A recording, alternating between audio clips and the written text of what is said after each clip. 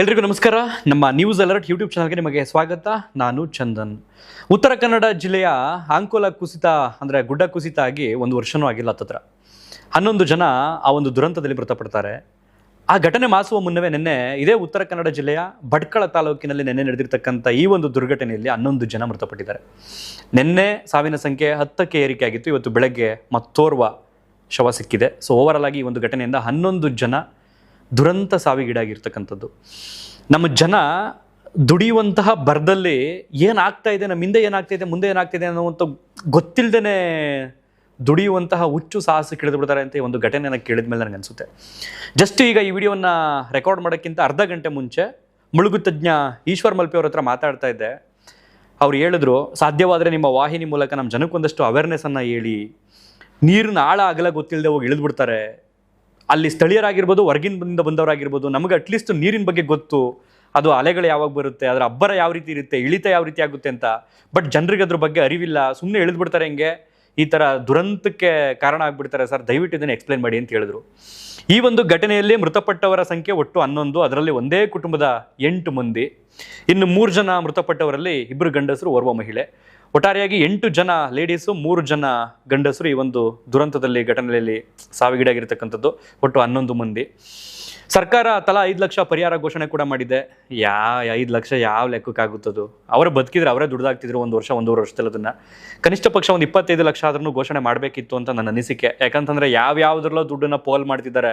ಆ ಮೃತಪಟ್ಟವರಿಗೆ ಕನಿಷ್ಠ ಒಂದು 25 ಲಕ್ಷ ತಲಾಕ್ ಸಿಕ್ಕಿದ್ರೆ ಅವ್ರ ಕುಟುಂಬ ಇನ್ಯಾವುದೋ ರೀತಿಯಲ್ಲಿ ತನ್ನ ಜೀವನವನ್ನು, ಈ ಕೆಲಸವನ್ನು ಬಿಟ್ಬಿಟ್ಟು ಬೇರೆ ರೀತಿ ಕಟ್ಕೋಬೋದೇನೋ ಅಂತ ನನ್ನ ಅನಿಸಿಕೆ. ಈಶ್ವರ್ ಮಲ್ಪೆ ಅವರು ನನಗೆ ಹೇಳ್ತಿದ್ರಲ್ಲ, ಈ ಘಟನೆ ಹೇಗೆ ನಡೀತು ಅನ್ನೋಂಥದ್ದನ್ನು, ಅದನ್ನು ಒಂದೊಂದು ಸೆಕೆಂಡು ನಾನು ಕೇಳಿಸ್ಕೊಳ್ತಾ ಇದ್ರೆ ಒಂದು ಕ್ಷಣ ಮೈ ನಡ್ಗೋಗುತ್ತೆ. ಅಂದರೆ ಈ ಇನ್ಸಿಡೆಂಟ್ ನಡೆದಿದ್ದನ್ನು ಅದನ್ನು ವಿವರವಾಗಿ ನಾನು ನಿಮಗೆ ಎಕ್ಸ್ಪ್ಲೇನ್ ಮಾಡ್ತಾ ಹೋಗ್ತೀನಿ. ದಯವಿಟ್ಟು ಈ ನದಿ ತೀರದಲ್ಲಿ ವಾಸ ಮಾಡ್ತಕ್ಕಂಥ ಜನ, ಅಥವಾ ಈ ನದಿ, ಸಮುದ್ರ, ಕೆರೆ ಇದ್ರ ಬಗ್ಗೆ ಜ್ಞಾನ ಇಲ್ಲದೆ ಇರ್ತಕ್ಕಂಥವ್ರು ಅಲ್ಲಿ ಇಳಿಯೋಕ್ಕಿಂತ ಮುಂಚೆ, ಅಲ್ಲಿ ಇಳಿದು ಏನನ್ನಾದರೂ ಮೋಜು ಮಸ್ತಿ ಮಾಡೋಕ್ಕಿಂತ ಮುಂಚೆ, ಅಥವಾ ಈ ಥರ ಬದುಕನ್ನು ಕಟ್ಕೊಂಡು ಮಾಡುವಂಥ ಕೆಲಸಗಳಿಗಿಂತ ಮುಂಚೆ ಸ್ಥಳೀಯರನ್ನು ಅಥವಾ ಅಕ್ಕಪಕ್ಕದವ್ರನ್ನ, ಅದಕ್ಕೆ ಸಂಬಂಧಪಟ್ಟ ತಿಳಿದವರನ್ನ ಒಂದು ಕ್ಷಣ ವಿಚಾರಿಸಿ, ಯೋಚಿಸಿ, ತದನಂತರ ನಿಮ್ಮ ಕೆಲಸ ಕಾರ್ಯಗಳನ್ನ ಮಾಡಿ ಅಂತ ನಾನು ಕೇಳ್ಕೊಳ್ತೀನಿ. ಹೇಗಾಯಿತು ಹಾಗಾದರೆ ಘಟನೆ? ಈ ಘಟನೆ ನಡೆದದ್ದು ಉತ್ತರ ಕನ್ನಡ ಜಿಲ್ಲೆಯ ಭಟ್ಕಳ ತಾಲೂಕಿನ ತಟ್ಟೆ ಅಕ್ಲು ಅನ್ನುವಂಥ ಒಂದು ಗ್ರಾಮದ ನದಿ ತೀರದಲ್ಲಿ. ಆ ನದಿ ತೀರದಿಂದ ಸಮುದ್ರ ತೀರಕ್ಕೆ 1.5 ಕಿಲೋಮೀಟರ್ ಡಿಸ್ಟೆನ್ಸ್ ಇರ್ತಕ್ಕಂಥದ್ದು. ಆ ನದಿ ಸುಮಾರು 1 ಕಿಲೋಮೀಟರ್ ವ್ಯಾಪ್ತಿಯಲ್ಲಿ ಇರ್ತಕ್ಕಂಥದ್ದು. ಅಲ್ಲಿಂದ ಮುಂದಕ್ಕೆ ಹೋಯಿತು ಅಂತಂದ್ರೆ ಇನ್ನು ಸಮುದ್ರದ ನೀರು ಬರ್ತಾ ಇರುತ್ತೆ ನದಿಗೆ. ಆ ನದಿಯಲ್ಲಿ ಸರ್ವೇ ಸಾಮಾನ್ಯ ಆ ತಟ್ಟೆ ಅಕ್ಲು ಅಂತ ಹೇಳಿದ್ನಲ್ಲ, ಸೊ ಆ ಜನರಿಗೆ ಒಂದು ಕಸುಬು. ನಾವೆಂಗೆ ಪ್ರತಿದಿನ ನಮ್ಮದು ನಿತ್ಯ ಕರ್ಮಗಳಲ್ಲಿ, ನಿತ್ಯ ಕೆಲಸಗಳಲ್ಲಿ ತೊಡಗ್ತೀವೋ, ಅದೇ ರೀತಿ ಅಲ್ಲಿನ ಜನರಿಗೆ ಈ ಕಸುಬು ಸಾಮಾನ್ಯ. ಏನ ಕಸುಬು ಅಂತಂದರೆ, ಈ ನದಿಗಿಳಿದು ಅಲ್ಲಿರ್ತಕ್ಕಂಥ ಬಂಡೆಗಳ ಮೇಲಿರ್ತಕ್ಕಂಥ ಆ ಕಪ್ಪೆ ಚಿಪ್ಪಿರುತ್ತಲ್ಲ, ಅದನ್ನು ಹರಿತವಾದಂಥ ವೆಪನ್ನಲ್ಲಿ ಕತ್ತರಿಸ್ಕೊಂಡು ತರುವಂಥದ್ದು, ತಂದು ಅದನ್ನು ಸಪ್ರೇಟಾಗಿ ಹಂಗೆ ಮಾರುವಂಥದ್ದು, ಅಥವಾ ಅದನ್ನು ಬಿಡಿಸಿ ಒಳಗಡೆ ಇರತಕ್ಕಂಥ ಮಾಂಸವನ್ನು ಮಾರ್ತಕ್ಕಂಥದ್ದು. ಲೈಕ್ ಒಂಥರ ಸೀ ಫುಡ್ ಥರ ಇದು. ನಾವೆಂಗೆ ಈ ಕರಿಮೀನು, ಸೀಗಡಿ ಇವೆಲ್ಲ ಹೇಳ್ತೀವಲ್ಲ, ಸೀ ಫುಡ್ಡು. ಸೊ ಅದೇ ಥರ ಇದು ಒಂದು ಸೀ ಫುಡ್. ಇದನ್ನು ಮಾರುವಂಥದ್ದು, ತಮಗೆ ಬೇಕಾದಷ್ಟು ಬಳಸ್ಕೊಂಡು ಅಡುಗೆಗೆ ಅಥವಾ ಅವತ್ತಿನ ಊಟಕ್ಕೆ ಮಿಕ್ಕಿದ್ದನ್ನು ಮಾರಾಟ ಮಾಡುವಂಥ ಪ್ರವೃತ್ತಿಯಲ್ಲಿ ಈ ಜನ ಇರ್ತಾರೆ. ನಿನ್ನೆ ಸೇಮ್ ಅದೇ ಥರ ಆಗಿದೆ. ಸಾಮಾನ್ಯವಾಗಿ ಇವರು ಈಶ್ವರ್ ಮಲ್ಪೆ ಅವರು ಹೇಳ್ತಿದ್ರು, ಬೆಳಗ್ಗೆ 6 ಗಂಟೆಯಿಂದ ಮಧ್ಯಾಹ್ನ 12 ಗಂಟೆ ಒಳಗಡೆ ಆ ನದಿ ತೀರಕ್ಕೆ ಹೋದರೆ ವಾಪಸ್ ಬಂದುಬಿಡಬೇಕು. ಯಾಕೆಂದರೆ ನೀರಿನ ಇಳಿತಾ ಇರುತ್ತೆ ಆ ಸಂದರ್ಭದಲ್ಲಿ. ಅದ್ರ ಮೇಲೆ 12 ಗಂಟೆ ಮೇಲೆ ನೀರಿನ ಉಬ್ಬರ ಜಾಸ್ತಿ ಆಗಿರುತ್ತೆ. ಸಮುದ್ರ ಮಟ್ಟದಿಂದ ಬರ್ತಕ್ಕಂಥ ನೀರಿನ ಉಬ್ಬರ ಜಾಸ್ತಿ ಆಗಿರೋದ್ರಿಂದ ಮಂಡಿ ಗಂಟೆ ಇರುವಂಥ ನೀರು ಕುತ್ತಿಗೆ ಗಂಟೆ ಬರುವಂಥ ಸಾಧ್ಯತೆ ಇರುತ್ತೆ. ನಿನ್ನೆ ಸರಿಸುಮಾರು ಬೆಳಗ್ಗೆ 7 ಗಂಟೆ 7:15 14 ಜನ ಈ ನದಿ ಹತ್ರ ಹೋಗಿರ್ತಾರೆ. ಒಂದಷ್ಟು ದೃಶ್ಯಗಳನ್ನು ಪ್ರಸಾರ ಮಾಡ್ತಾ ಇದ್ದೀನಿ, ನೋಡ್ತಿದ್ರಲ್ಲ, ಅದೇ ನದಿಗೆ ಹೋಗಿರ್ತಕ್ಕಂಥದ್ದು.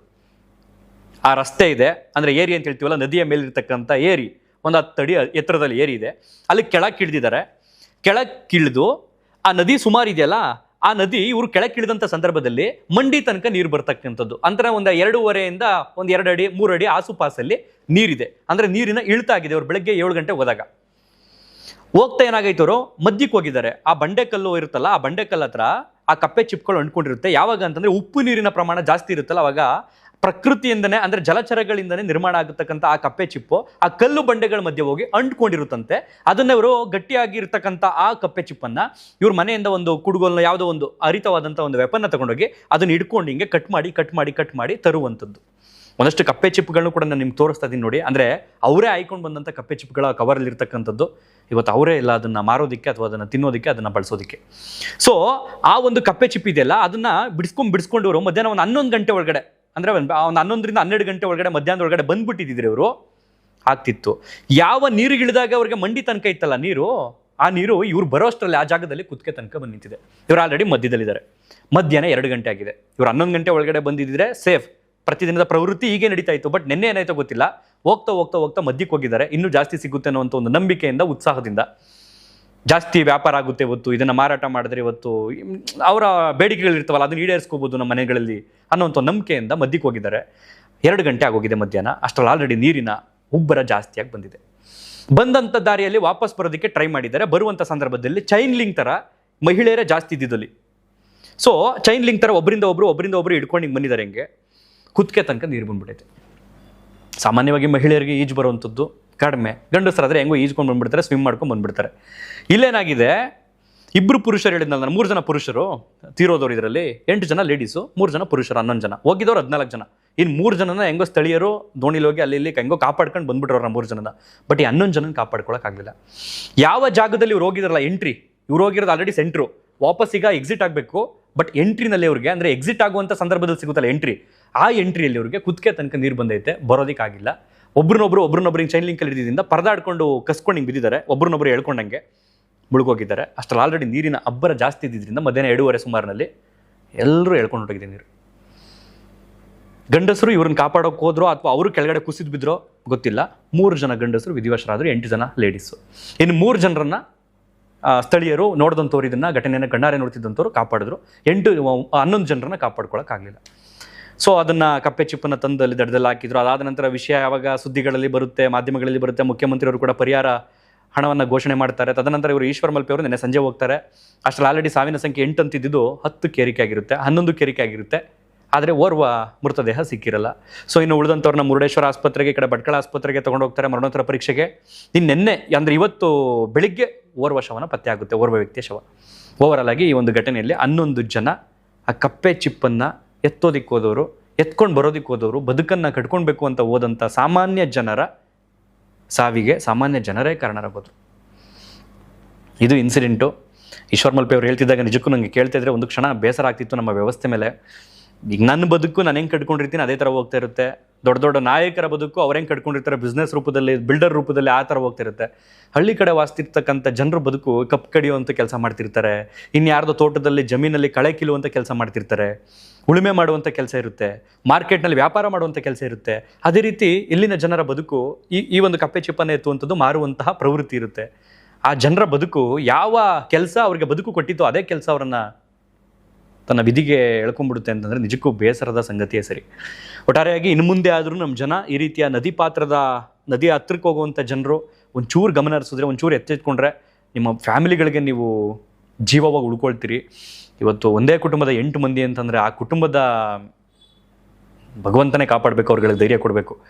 ಮೃತರ ಆತ್ಮಕ್ಕೆ ಶಾಂತಿ ಸಿಗಲೇ ಭಗವಂತ ಅವರೆಲ್ಲರೂ ಆತ್ಮಕ್ಕೆ ಶಾಂತಿಯನ್ನು, ಸದ್ಗತಿಯನ್ನು ದೊರಕಿಸ್ಕೊಡ್ಲಿ ಅಂತ ಕೇಳ್ಕೊಳ್ತಾ ಈ ಒಂದು ವಿಡಿಯೋನಲ್ಲಿ ಎಂಡ್ ಮಾಡ್ತಾ ಇದ್ದೀನಿ.